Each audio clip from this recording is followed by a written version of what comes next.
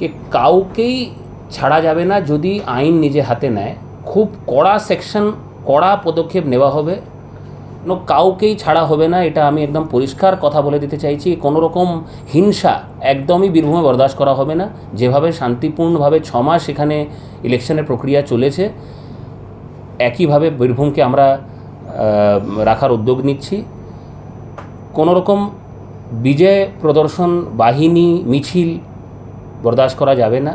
কোনোভাবে কেউ যদি আইনকে হাতে তুলে চায় কি ওরা আইন নিজে হাতে নেবে, কোনো ভায়োলেন্স করবে, কোনো আনলফুল অ্যাক্টিভিটি করবে, কোনো আলসান করবে, কোনো জায়গায় আগুন লাগাবে, zero tolerance for all this things.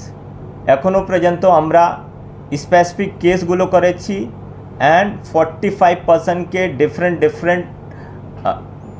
যে সেকশনগুলোতে ওদেরকে বেশি দিন রাখা যায়, যেরকম ঘটনা করেছে ওদেরকে অ্যারেস্ট করে অ্যান্ড কোর্টে তোলা হয়েছে।